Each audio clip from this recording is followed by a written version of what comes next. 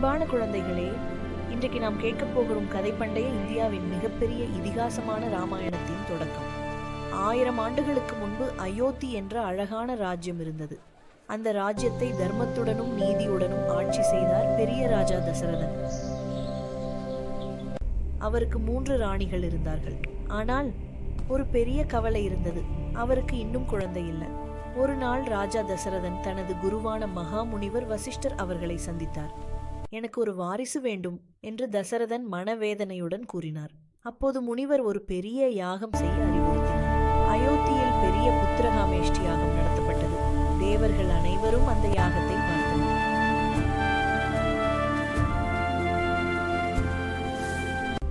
ஓம் சாந்தி. ஓம் பிரிவினரே சாதா.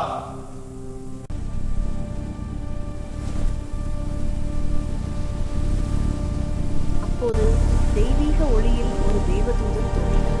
அவரது கையில் ஒரு தங்க கிண்ணம் இருந்தது. அந்த கிண்ணத்தில் இருந்தது தெய்வீக பாயசம். இதை உங்கள் ராணிகளுக்கு கொடுங்கள், உங்களுக்கு தெய்வீக குழந்தைகள் பிறக்கும் என்று தேவதூதன் கூறினார். ராஜா தசரதன் மகிழ்ச்சியுடன் அந்த பாயசத்தை தனது ராணிகளுக்கு கொடுத்தார். கௌசல்யா, கைகேயி, சுமித்ரா அனைவரும் அந்த தெய்வீக பாயசத்தை பெற்றனர்.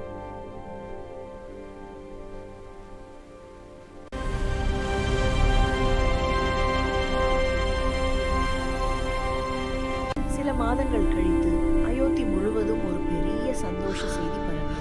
ராணி கௌசல்யா ஒரு அழகான மகனை பெற்றார். அவர்தான் ஸ்ரீராமன்.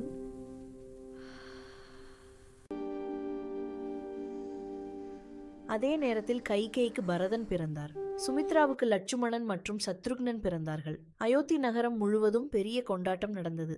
அந்த நாளிலிருந்து அயோத்தி ராஜ்யம் 4 இளவரசர்களின் சிரிப்பால் நிரம்பியது. ஆனால் அந்த சிறு ராமன் ஒரு நாள் உலகத்திற்கு தர்மத்தின் பாதையை காட்டப்போகிறார் என்பதை அப்போது யாருக்கும் தெரியவில்லை. இதுதான் ராமாயணத்தின் தொடக்கம்.